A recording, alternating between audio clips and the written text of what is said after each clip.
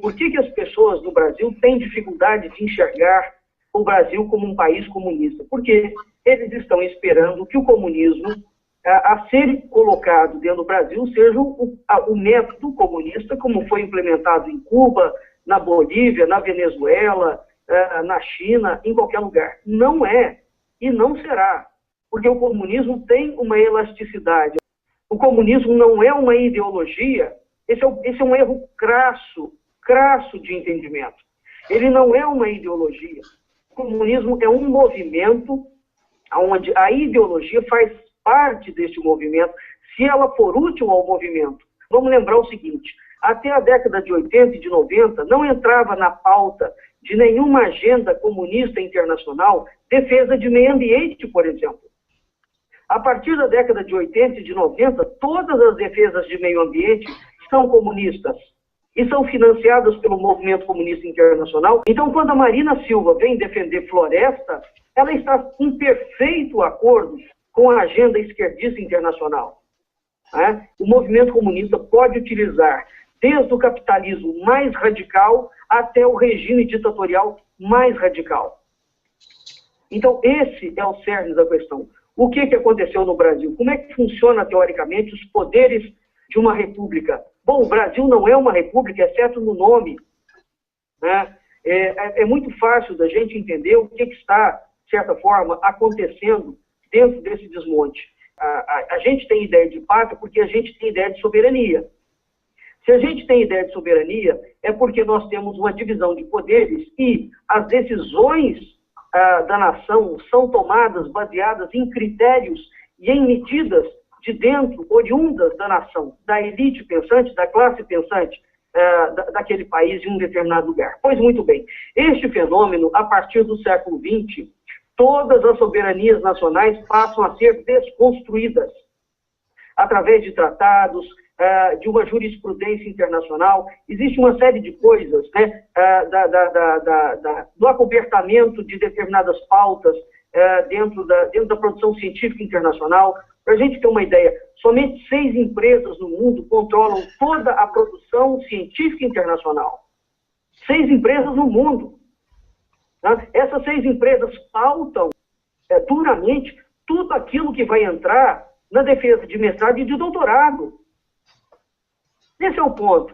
Então, assim, ficar tratando a posição do Lindenberg Faria, outro dia, por exemplo, no Congresso Nacional, em que ele fala uma frase e o grupo repete. E os grupos, os movimentos sociais, as pessoas riem, kkkk, é um abestalhado. Não, ele não é um abestalhado. Aquilo é uma forma de esterilização coletiva, de produzir esterilização coletiva. Essa gente comunista não brinca em serviço.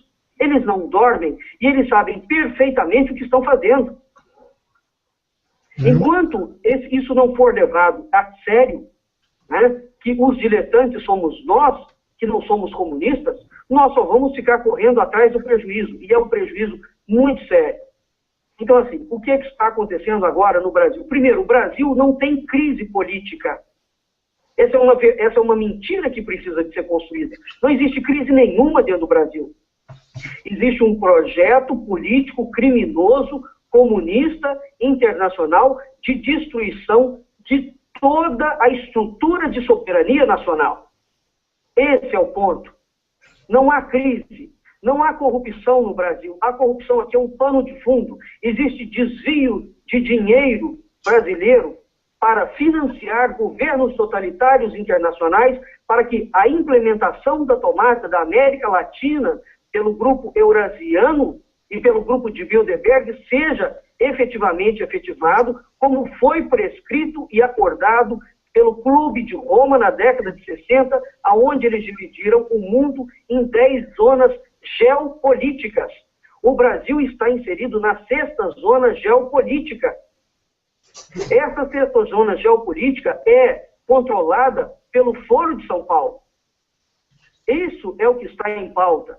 Pois muito bem. Como é que uma república funciona? Ela tem que ter, teoricamente, 3 poderes. Né? A questão é, o Brasil tem 3 poderes funcionando? De jeito nenhum. De jeito nenhum. É muito fácil de ver isso. Vamos entender o seguinte. A divisão de poderes se baseia em cada macaco no seu galho. Desculpe a força de expressão, não é? Muito bem. O Supremo Tribunal Federal, por exemplo, que encabeça o judiciário, ele pode editar, caso ele queira, a chamada súmula vinculante, que é um desempenho da função legislativa, né? Entretanto, essa súmula não obriga o Congresso Nacional a aceitar essa lei que o Supremo coloca. Por quê? No que diz respeito à legislação positiva, a última palavra toca ao parlamento. Isso significa dizer o seguinte: o que o Congresso fez, tirando o Eduardo Cunha, e o que o Congresso fez, modificando o rito do impeachment, é uma espécie de súmula vinculante. E não houve ninguém dentro do parlamento que levantou-se contra essa medida juristocrática do Supremo Tribunal Federal. Então, na verdade, o que aconteceu aqui? A ideia e o critério de legislação positiva do parlamento, por exemplo, não está funcionando em nenhum momento. Isso que hoje o presidente do Senado fez, esse pano de fundo do Renan Calheiros, como se ele fosse o salvador do processo do impeachment, as pessoas não estão entendendo que o Supremo Tribunal Federal descaracterizou de tal forma a Câmara Federal da República e passou toda a autoridade gerativa do Poder Legislativo somente para o Senado. A Câmara está esvaziada até o momento em que o Foro de São Paulo, de fato, assuma a presidência da Câmara da República. E eles vão assumir a presidência da Câmara da República precisamente para fazer passar a PEC 20, que vai instaurar o parlamentarismo no Brasil. Uma vez instaurado o parlamentarismo no Brasil, consoante foi colocado pelo Aloysio Nunes na PEC 20, que está parado no Senado, no Supremo Tribunal Federal, e que vai ser votada mais dia, menos dia, né? Isso inviabiliza qualquer candidatura cristã ou conservadora às eleições de 2018, porque nenhum parlamento comunista permitirá Jair Bolsonaro, por exemplo, na presidência da República em 2018. Ora, o Brasil está brincando com a coisa. Então, enquanto continuar brincando que os comunistas não são comunistas, nós estamos sendo levados de roldão. Esse é um problema gravíssimo dentro da visão. Falta visão real do processo. Real. Em nenhum lugar do mundo onde os comunistas assumiram o poder, eles saíram por vias democráticas. Todo o processo de impeachment está atuando fora da lei, à margem da lei. E, para não dar muito na vista, tem um Congresso que, teoricamente, reage um pouquinho tentando segurar a lei. Não existe normalidade institucional nenhuma neste país. Isso é uma burla, isso é uma farsa. Vamos passar aqui alguns dados concretos. Quando uma república funciona, o que acontece? Bom, uma república correta, o executivo não legisla. O legislativo legisla e o judiciário simplesmente obedece à lei, né? Faz cumprir a lei. Como é que é feito o Brasil, notadamente, o executivo, notadamente a partir da Constituição de 1988, que foi uma Constituição feita para não funcionar e é uma Constituição fabiana, de cariz comunista, feita para ser explodida por dentro, porque ela não funciona, ela tem contradições lógicas e conceituais absolutamente evidentes. Essas contradições são tão gritantes que, quando você lê um parágrafo desmente o parágrafo anterior. E é precisamente por conta dessa Constituição já fabiana e com contradições internas inerentes, que você tem que ir criando emendas à Constituição. Este é o processo. Porque ela foi feita para não funcionar e para ser contraditória de per si. Não é? Muito bem. Então, o que o Executivo brasileiro faz? O Executivo brasileiro legisla. Existe uma chuva de medidas provisórias. Uma chuva de medidas provisórias. O Legislativo, que deveria, teoricamente, apresentar projetos de lei no Brasil, portanto, o Legislativo é que deveria criar leis, não cria, porque ele fica submetido a essa chuva de medidas provisórias do Executivo. E o Executivo, então, legisla o tempo inteiro. O Judiciário, por sua vez, bate carimbo em todas as pretensões aberrantes do Executivo, com medo de não ter o seu Bolsa Família para juiz aprovado. Então, o que nós temos? Nós temos um quadro de tirania absoluta do Executivo. Agravando esse cenário, todo o imposto municipal e estadual vai para a esfera federal. Chegando na esfera federal, do Executivo Federal, o Executivo legisla com uma chuva de medidas provisórias, porque toda a recolha de imposto do Brasil vai precisamente para alimentar o leão do Executivo Federal. E esse leão do Executivo Federal constrange o Legislativo e não permite que o Legislativo legisle. É de tal forma sério o quadro brasileiro e de tal forma é uma burla o sistema eleitoral brasileiro e o sistema de representatividade brasileiro, que o Legislativo não pode legislar, ele não pode lançar projeto de lei, ou antes, ele só aprova lei proposta por parlamentares que compõem o chamado bloco governista.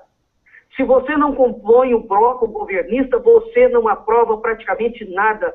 Vamos lembrar a pergunta que foi feita ao Bolsonaro no programa, eu acho que da Luciana Gimenez, quando ela perguntou para ele, bom, você tem não sei quantos anos de mandato, quantos projetos de lei você já aprovou? Ele falou, nenhum, ou um ou outro. Por quê? E a resposta que ele deu é absolutamente correta. Ele falou, por quê? Porque dentro do Congresso Nacional, os indivíduos que estão lá aprovando ou desaprovando os projetos de lei fazem parte do governo, e o governo não aprova nada que não seja do interesse do governo. Então, o que nós temos aqui? Nós temos uma hipertrofia do Executivo e nós temos um nanismo do Legislativo e do Judiciário. E agora, um Judiciário que está aplicando a céu aberto medidas juristocráticas notórias e consabidamente comunistas, porque foram criados pela Rússia. E os juízes brasileiros calados. Os parlamentares brasileiros, ou eles estão calados por ignorância, ou eles estão calados por conivência. Então, o que existe no Brasil? O Brasil é um país de falsários. Este é o cenário atual brasileiro. É preciso entender, de uma vez por todas, não há normalidade institucional democrática coisíssima nenhuma em nenhum país do mundo em que há independência real dos três poderes. O Executivo não legisla, o Legislativo atua e o Judiciário não age de forma juristocrática. O que é o grau de corrupção do Brasil é endêmico? Precisamente por conta disso. Porque o sistema já foi feito para corromper. E qual é o grande corruptor do Brasil? O Executivo Federal. O Executivo Federal, a PEC do Aloysio Nunes, reforça o Executivo. Reforça o Executivo. Este é, no meu entendimento, o ponto fulcral. Não adianta nada a população achar que Bolsonaro vai entrar em 2018. Não entra Bolsonaro, não entra Caiado, não entra ninguém. Ninguém. Enquanto nós não tomarmos um choque de realidade e, de fato, começarmos a tratar e a chamar comunista de comunista. O Brasil não está lutando contra o comunismo do PT. O Brasil está lutando contra o comunismo da Rússia. Da Rússia. Este é o cerne da questão. E enquanto isso não for entendido com clareza, né, e com severidade, nada poderá ser feito. Absolutamente nada. Então, hoje, esse pano de fundo, o que essa gente está fazendo o tempo inteiro? Criando medidas juristocráticas. A quantidade de coisas fora da lei que o advogado-geral da União fez é absolutamente brutal. A quantidade de leis completamente ilegais que Dilma Rousseff lançou significa o quê? Se for verdade, e deve ser, e eu acredito que seja, não é? Aquilo que o Conclave de Brasília demonstrou, portanto, que há 2.000 decretos absolutamente sigilosos de Dilma Rousseff, portanto, ilegais. Quem vai legalizar esses decretos? Então, o que está acontecendo dentro do Brasil é, sobretudo, uma insistência da própria população que rejeita o PT, mas não rejeita o comunismo. Existe um outro ponto aqui, que é o seguinte. O tempo inteiro, esses políticos querem, inclusive os juízes do Supremo, querem nos chamar para que nós nos mantenhamos na normalidade constitucional. Não é? Porque quando eles fazem esse chamado, eles dão a entender à população de que eles estão cuidando da normalidade constitucional. Não, eles são os agentes da implementação da anti-inconstitucionalidade. Mas eles querem dar a entender ao povo de que eles estão sendo zelosos e cuidando da Constituição. Enquanto eles fazem de conta que cuidam da Constituição, eles vão cometendo todas as sequências de arbitrariedades possíveis e imagináveis, que é o que o professor Olavo vem avisando há muito tempo. Desde quando o comunista respeita a lei? Correto. Ele não respeitou em nenhum lugar do mundo. Por que ele respeitaria no Brasil? E se ele no Brasil está seguindo, em parte, alguma parte da lei, não é para respeitá-la, é para destruí-la? Este é o ponto fundamental. É preciso parar de usar termos e adjetivos incorretos. Por exemplo, comunista não é irresponsável. Comunista é criminoso. Chamá-lo de irresponsável é, no mínimo, leviano. Porque ele não é irresponsável, ele é criminoso. Ele faz parte de um esquema criminoso. É preciso parar de xingar os comunistas e chamá-los pelos nomes corretos. Psicopatas, assassinos, criminosos, gangster. Existem adjetivos corretos. Insultar entra na esfera pessoal. É preciso chamar a gente do nome que diz respeito a eles. A Jandira Fegali ficou ofendidíssima outro dia porque alguém chamou ela de comunista, assim como a senadora do Amazonas. Ora, mas eles são comunistas. Tudo que os comunistas brasileiros não querem ser identificados é precisamente um comunista. Porque não há nada pior do que um comunista. Então, se o Brasil quer, de fato, entrar no amadurecimento, os movimentos sociais têm que ter coordenação, nós temos que ter projeto, nós temos que ter estratégia e, sobretudo, nós temos que ter um conhecimento claro e exato do monstro que nós estamos enfrentando. E não se trata de achismo, trata-se de um fato, é um fato concreto no mundo inteiro. Então, o Brasil precisa de sair do grau do achismo. Todos os movimentos de rua, sério, precisam se unir, e se unir para obter conhecimento. Para obter conhecimento. Então, tem que reunir os dirigentes dos movimentos, nós temos que criar uma forma de transmitindo conhecimento verdadeiro para os grupos, e os grupos vão fazer com esse conhecimento aquilo que eles bem entenderem. Mas nós precisamos de criar uma coordenação, de fato, mais ordenada em relação às coisas. E essa ordenação não significa que há uma hierarquia em que eu mando e você obedece. Não, é uma hierarquia da seguinte forma, ela é articulada. Olha, eu tenho esse conhecimento, transfiro ele para você. Utilize o conhecimento como você quiser. Agora, continuar tratando o projeto de desmonte da estrutura e da soberania nacional como se fosse um mero caso de corrupção, pelo amor de Deus. Está todo mundo agora altamente empenhado em 2018. Ora, como é que o Bolsonaro vai ser eleito em 2018? Aonde o brasileiro está com a cabeça? Essa falta do senso da realidade. O que é a verdade? A verdade é aquilo que ela é em si mesma. Não é aquilo que eu gostaria que ela fosse. Então, o Brasil é um país comunista. Por que eu não consigo ver? Porque simplesmente não foi decretado um comunismo à moda cubana. Foi decretado um comunismo à moda socialismo fabiano, e o indivíduo que pautou isto junto com o senhor Ulisses Guimarães na década de 70, portanto, durante ainda o regime militar, foi o senhor Fernando Henrique Cardoso. O PSDB é um dos partidos mais perigosos que o Brasil tem, porque o PT tem uma aparência de esquerda, o PSDB não. Não. Eles são dissimulados, mas quem preparou e pavimentou todo o terreno para esta monstruosidade foi duas grandes pessoas, o senhor Ulisses Guimarães e o senhor Fernando Henrique Cardoso. Isso está escrito e documentado.